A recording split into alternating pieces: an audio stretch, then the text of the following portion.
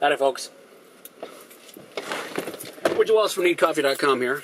Back again for another Wayhomer review. For the uninitiated, here's how it works. I have just... air. We are in Atlanta.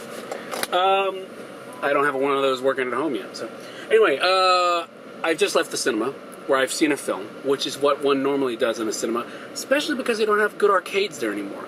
Anyway, on my way home, to save time, I tell you about the film that I've seen. And today we're here to talk about The Hangover, Part 2. Alright, synopsis. So basically, Ed Helms' character, Stu, is getting married. Again, he does that. And he is getting married in Thailand. And, of course, invites the wolf pack to join him. And, well, it happens again. They've made no bones about the fact that it happens again. I'm not spoiling anything. And you would expect it to happen again. If you have no idea what I'm saying about it happens again, you shouldn't be seeing this film anyway. You're going to be totally lost. So, okay, thank you. Anyway, I don't know who has the right of way there, to be perfectly honest. Anyway, so that's it. And you're coming in the out. That's fascinating. Why did you do that? I'm sorry. If we leave this parking lot alive, I swear to God, I'll tell you about the movie. All right, so basically, shit, that's a setup right there. It happens again. They wake up and voila. So, yes. Let me tell you about The Hangover Part 2 and what I was thinking about as I was watching this film. Because there was once another... The Hangover was like a perfect, sick comedy. Great for seeing in a cinema full of people because you were laughing at stuff that you knew you probably shouldn't be laughing at, but you couldn't help yourself because it was so damn funny. Now that's The Hangover. It's literally, you feel filthy after you get done watching it, but yet somehow oddly satisfied. Now, as I'm watching the sequel to this, first of all, I was afraid of the sequel because we're all afraid of sequels. That is normal. It's like being afraid of, scorpions and landmines and things that one knows can be very, very harmful. So we should be afraid of sequels, okay? As I'm watching this, I'm thinking about another time where the idea of a sequel was so implausible. And that was, I remember, in the cinema, watching trailers. I've even forgotten the film that I was there to see. But I remember the trailer. Because I remember sitting there and watching this thing talking about stats for an airport. And I went, this is really weird. This sounds like Die Hard. And then, you see a shift of scene, and then you hear someone running, and for some reason I went, this is really weird. This looks like Die Hard. And then all of a sudden, Bruce Willis comes into frame, slams against a wall, and says, how can the same thing happen to the same guy twice? Die Hard 2. Die Harder. Die Harder, of course. I've made the joke about it so many times I forgot what the actual name is. Die Hard 2, Die Harder. I literally screamed. I'm not kidding. I screamed because I couldn't. Because Die Hard is such a great action film that the idea of doing a sequel in which you're so self-aware that it's happening again, that you actually have the character say it, but you kind of can't get away from it, that's what came to mind as I was watching this trailer for The Hangover Part 2, going, how the hell does that happen again? How does the same thing happen to the same guys twice? So, yes, so there's your Die Hard comparison of the day. But, unlike Die Hard 2, which was okay for a sequel, in that it was the same thing happened to the same guy twice, this somehow manages to be just as sick, but upping the sick factor just a skosh, right?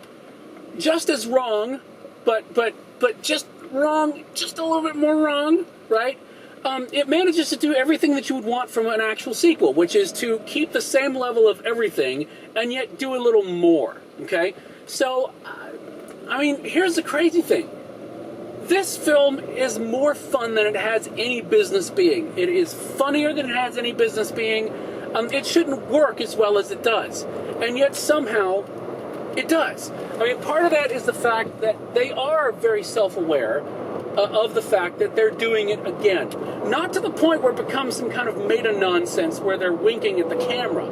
But they have all the incredulity and all the what the hell is going on that you would expect. So it's grounded in enough reality so you don't feel like it's not funny. But, I mean, the characters are all there. They managed to change things up enough within, I hate to say this, but the Hangover formula, okay, so that you don't know from the get-go what the shot is. It is still, and it is odd, that, I was thinking about this too, that the Hangover is probably one of the few pure comedies that's also a pure mystery. Because if you think about it, it's like a detective novel. I mean, in that they're trying to piece together clues to find out just what the hell happened to them. And so, just like any other mystery, it follows the same kind of formula, it follows the same steps, and yet changes them up enough, manages to bring in characters, again, that you would think, how in the hell is this going to work? And yet they still manage to pull it off. Part of it is the fact that the characters are so good and so well played, especially with Ed Helms and Bradley Cooper. They're quite good.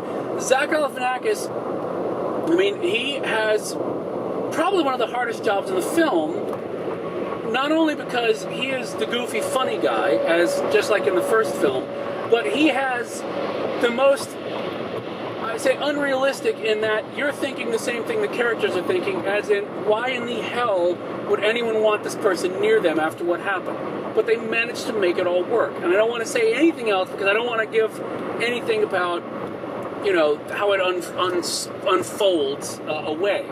But it's actually pretty fascinating how they're able to do this and make it still so laugh out loud funny, wrong, and everything that you would want from a second film. It really, and here's the other thing is, it really is like a part two.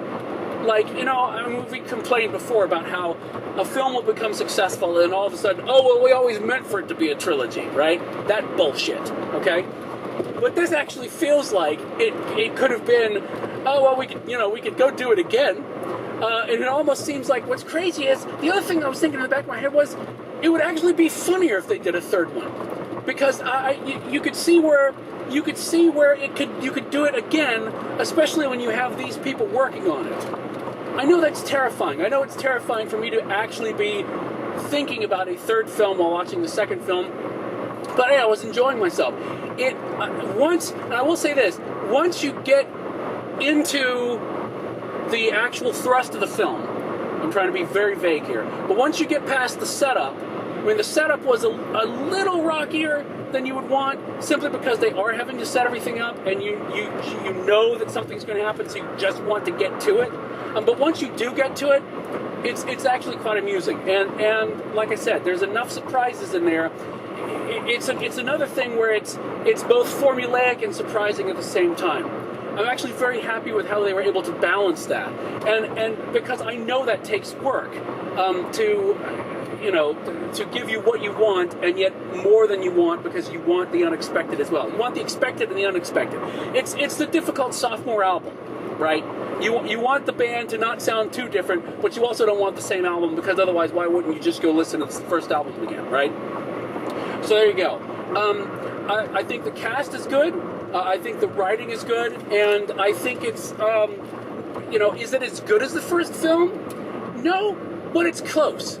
And the only reason that it is not is because the first film was so terribly novel in how it set things up. So it's kind of hard to match that or surpass it. But I think they did better than I expected. I thought maybe it would be kind of okay, maybe a rental, maybe a matinee. But I would say, honestly, if you want to go laugh your ass off this weekend, this would be the film to go see.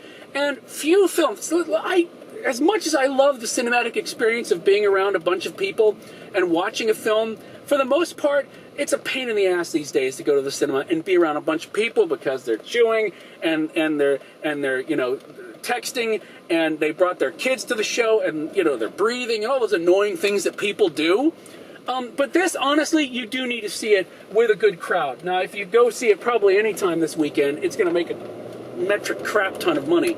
So it's going to have that. So you will have a crowd. But honestly, you want to see this with a crowd of people, because you want to not only react in that crowd, that feeling, that cinematic crowd feel, but you also, I think, because you're in a crowd with other people laughing, you feel better about laughing at the wrong stuff that you're laughing at, if that makes any sense. Cup-wise,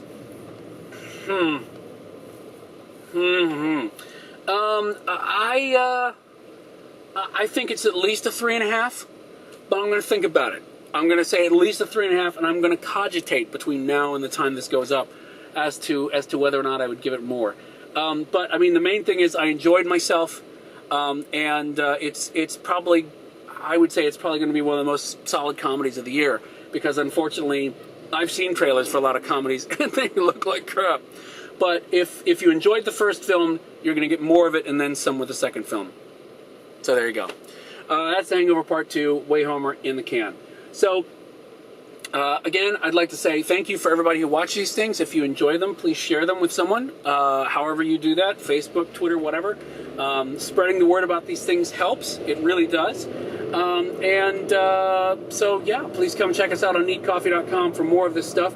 And we appreciate everybody. We appreciate all our fans, especially people who are going to watch me. Probably, having watching a lot of these, you're probably extremely familiar with the right side of my face. What can I say? So, until next time, we will see you later.